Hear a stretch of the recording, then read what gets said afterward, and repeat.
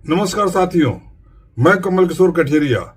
साथियों, आज मैं एक बहुत ही पीड़ादायक सवाल के साथ आपको संबोधित कर रहा हूं। क्या अंग्रेजों से आजादी के 78 साल बाद भी भारत में इंसान की कीमत उसकी जाति से तय होगी? आखिर हम इस देश को किस दिशा में ले जाना चाहते हैं? मध्य प्रदेश में एक दलित युवक को पेशाब पीने के लिए मजबूर किया गया। इसी राज्य में 2 वर्ष पहले एक आदिवासी युवक पर एक ब्राह्मण नेता ने पेशाब की थी, उसके खिलाफ कोई कार्रवाई नहीं की गई। उत्तर प्रदेश के लखनऊ के काकोरी इलाके में एक बुजुर्ग दलित को पेशाब चाटने के लिए मजबूर किया गया। उसका कसूर क्या था? वह बीमार था, वृद्ध था, थका हुआ था। थकावट दूर करने के लिए मंदिर के प्रांगण में एक सीढ़ियों पर बैठ गया और बुढ़ापे में बीमारी कारण उसकी पेशाब निकल गई। अरे भाई, आप नाराज थे, उसको डांट सकते थे, गाली दे सकते थे, लेकिन दबंगों ने उसे अपनी पेशाब चाटने के लिए मजबूर किया।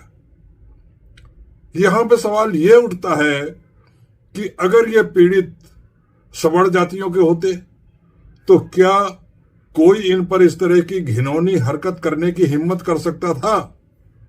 उत्तर साफ है, नहीं। किसी की हिम्मत नहीं होती उसके खिलाफ ऐसी कोई भी कार्रवाई करने की। भले भी उसे झगड़ा कर लेता, मारपीट कर लेता, लेकिन ऐसी घिनौनी हरकत करने की वो सपने में नहीं सोच सकता था।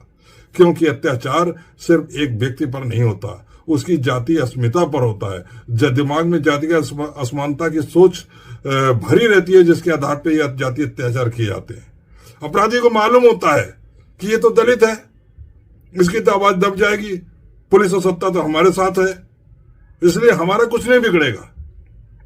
यहीं पे एक और सवाल उठता है साथियों कि आप ध्यान दीजिए कि जो घटनाएं बार बार हो रही हैं वो भाजपा शासित प्रदेशों से ही क्यों आ रही हैं, वहीं पर क्यों हो रही हैं?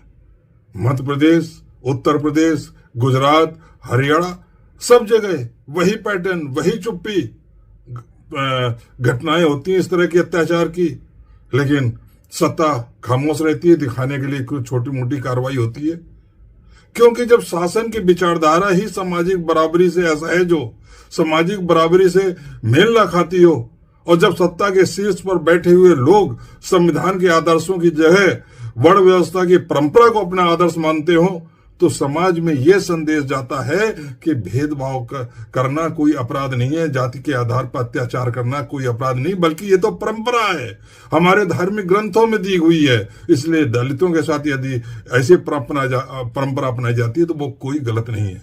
और साथियों, दलितों के साथ नहीं, ओबीसी भी इससे अछूता नहीं है।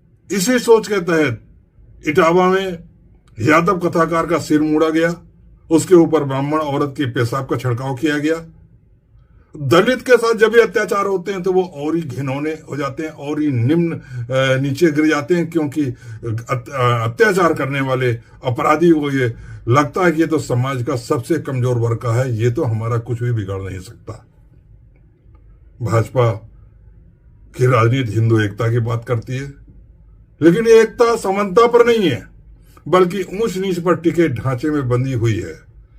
जब दलित बराबरी की बात करता है, मंदिर में जाता है, ऊंची जात के साथ बैठता है, तो वर्चस्ववादी मानसिकता बौखला उठती है।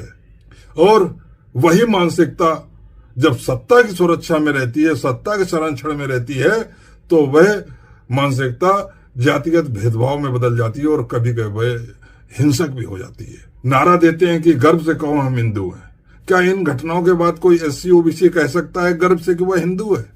और जो लोग एससी और ओबीसी ऐसी मानसिकता वाली पार्टी के साथ हैं, ऐसे लोगों को मैं लानत भेजता हूं। देखो इन घटनाओं को, तुम्हारे ही भाई बंधुओं के साथ ये घटनाएं हो रही हैं, और तुम कहते हो गर्व से कि तुम हिंदू हो। अरे कैसे ये कह पाते हो गर्व से?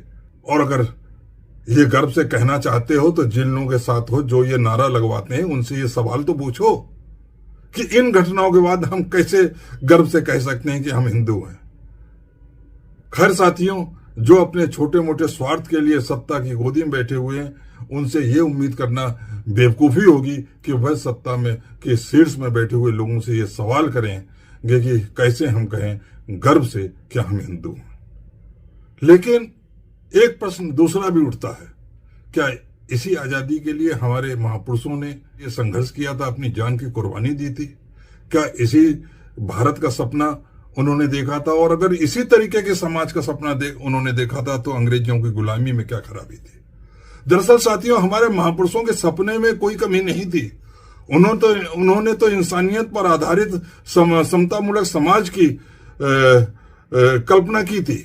समानता सोनता बंधुत्व पर आधारित नए भारत के निर्माण की कल्पना की थी। ये कमी तो हमारे प्रयासों में रही है कि हम उनके सपने को साकार नहीं कर पाए, और उल्टे हमने उन शक्तियों को मौका दिया जो हजारों साल पुरानी वर्ण व्यवस्था पर आधारित मनवादी संस्कृति को इस देश में फिर से स्थापित करना चाहती है। डॉक्टर अंबेडकर ने चेताया था कि अगर हम संविधान के सिद्धांतों को अपने जीवन में नहीं उतारेंगे तो ये समानता केवल नाम की समानता होगी, और ये आज सत्य सिद्ध हो रहा है। इसलिए साथियों, आज जरूरत है कि हम सब मिलकर खुद को झंझोड़ें, खुद से पूछें कि हम किस दिशा में इस देश को ले जा रहे हैं। क्या हम फिर से वर्ण व्यवस्था की बेड़ियों में लौटना चाहते हैं, या उस भारत को बनाना चाहते हैं जहां किसी की जाति नहीं बल्कि उसका कर्म, उसका चरित्र मायने रखता हो? और यदि हम ऐसा भारत बनाना चाहते हैं जहां पर जाति नहीं बल्कि कर्म और चरित्र मायने रखते हो, तो हमें संघर्ष करना होगा, क्योंकि बिना संघर्ष से कुछ भी नहीं मिलता। और जब संघर्ष करना होता है तो वहां कुर्बानी के लिए भी तैयार होना होता है। साथियों, जो समाज अपनी संवेदना को खो देता है वो सभ्यता नहीं बल्कि जंगल बन जाता है, और हमें इस जंगल से बाहर निकलना होगा। हमारे अपने भाई बंधुओं को इस जंगल से बाहर निकालना होगा। चुप रहना आज सबसे बड़ा अपराध है साथियों। चुप रहना आज सबसे बड़ा अपराध है साथियों। इसलिए हमें बोलना होगा, हमें सवाल करना होगा, खुद से सवाल करना होगा, अपने आसपास रहने वालों से सवाल करना होगा, सबसे अधिक महत्वपूर्ण सत्ता में बैठे हुए लोगों से सवाल करना होगा कि आखिर वह किस तरीके का समाज इस देश में बनाना चाहते हैं।